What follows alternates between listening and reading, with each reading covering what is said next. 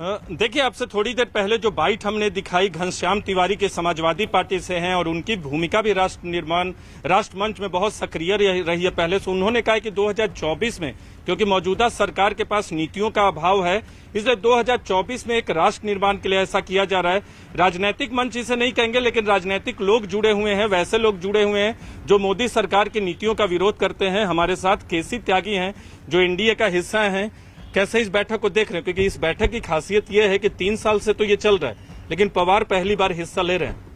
शरद पवार नहीं, शरद पवार जी देश की राजनीति के एक बड़े नेता हैं और हमारी पार्टी भी और हम भी उनको बहुत सम्मान की दृष्टि से देखते हैं।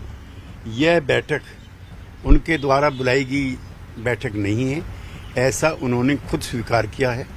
उनके आवास पर यह बैठक आयोजित है। विपक्षी दलों की एकता इसका एजेंडा नहीं है।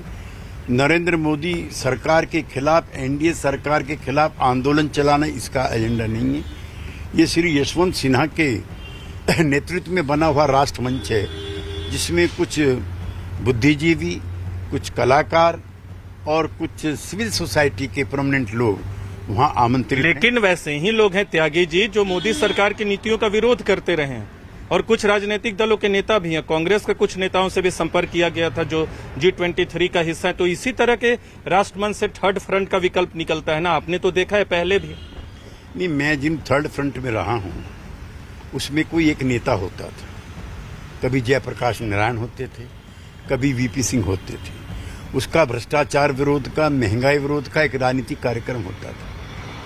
उसमें बड़े बड़े नेता शामिल होते थे, मुरारजी भाई चौधरी, चरण सिंह, जॉर्ज फर्नांडिस, अटल बिहारी वाजपेयी, पीलू मोदी, ज्योतिर्मय बसु वगैरह वगैरह वगैरह, और सबके नेता जयप्रकाश जी हुआ करते थे। यहाँ ना कोई ऐसा नेता है जो जयप्रकाश जी की कद काठी का हो, और ना कोई वीपी सिंह जैसा नायक है जिसकी भ्रष्टाचार के या कुशासन के खिलाफ लड़ने की कोई ख्याति हो। तो ऐसे मंच का फिर मकसद क्या है?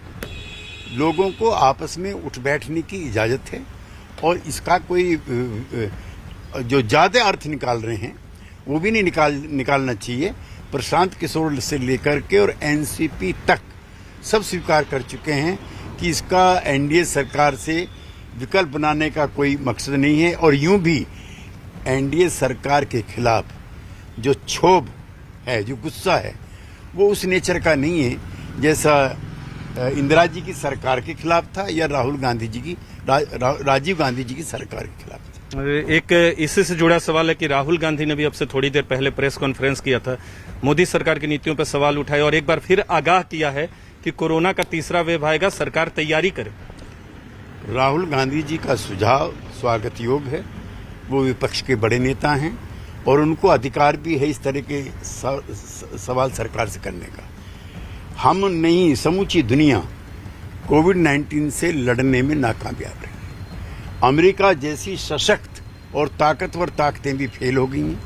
यूरोपियन यूनियन के कई मुल्कों के जो आंकड़े हैं वो भी डराने वाले हैं, और कमोबेश प्रारंभिक दिनों में यही स्थिति भारत की रही है।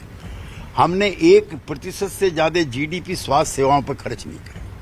शहरों में भी और ग्रामीण क्षेत्रों में भी समूचे भारत में जो ढांचा है स्वास्थ्य का वो चरमराया हुआ है। और इस बार जब इसका प्रकोप गांव में देखने को मिला तो हाहाकार मच गया।